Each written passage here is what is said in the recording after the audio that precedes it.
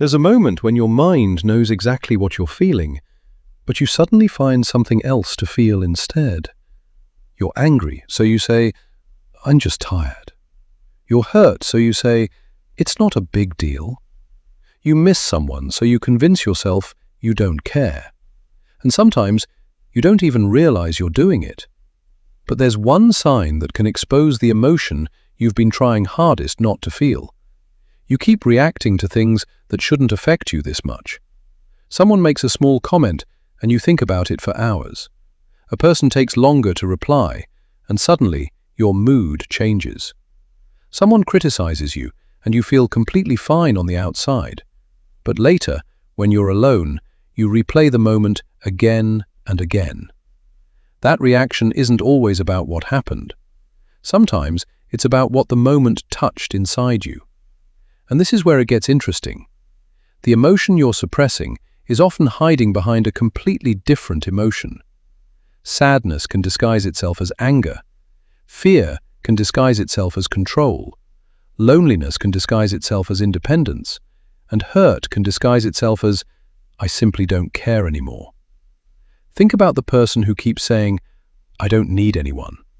They may genuinely believe it, but sometimes that sentence isn't confidence, it's protection. Because admitting, "I need someone," creates vulnerability, and vulnerability creates the possibility of rejection. So the brain chooses something that feels safer. "I don't need anybody." Suddenly, loneliness looks like independence. But there's another clue. You avoid certain situations not because you dislike them, but because of how you feel afterward. Maybe you avoid talking about your childhood. Maybe you change the subject whenever relationships become too serious.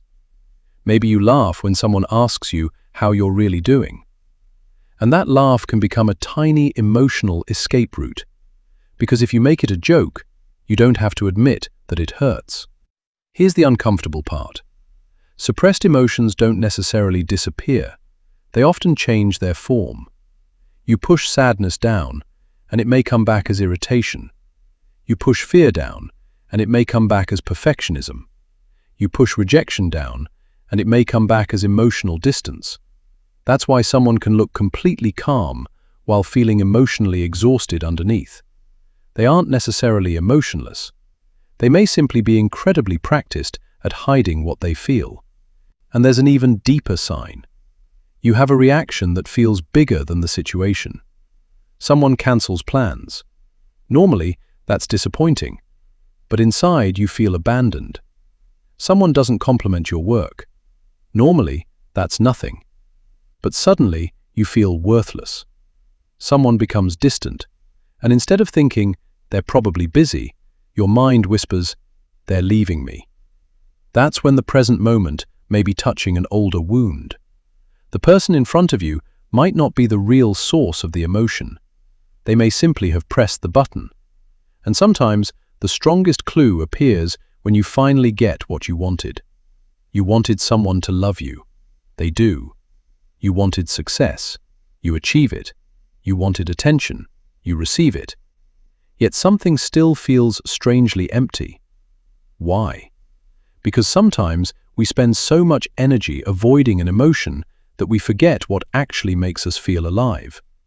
You can distract yourself, work harder, scroll longer, date someone new, stay busy, make jokes, tell yourself you're fine. But eventually, the emotion you avoided starts asking for your attention again.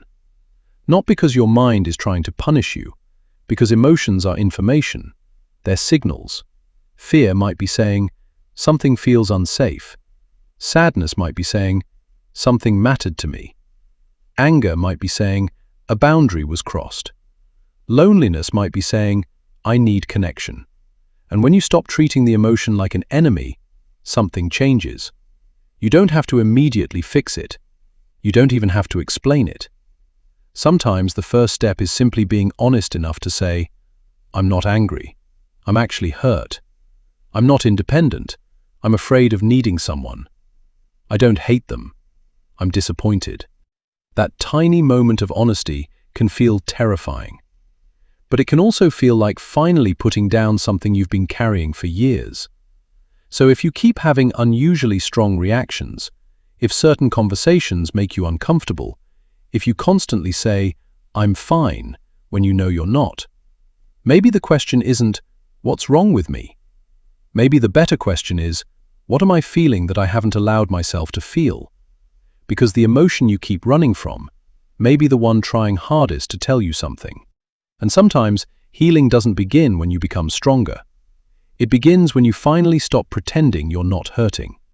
If this made you recognize something about yourself, tell me what emotion you think you've been suppressing. And if you want more psychology that helps you understand the parts of yourself you normally ignore, subscribe. Because sometimes the hardest person to understand isn't someone else, it's you.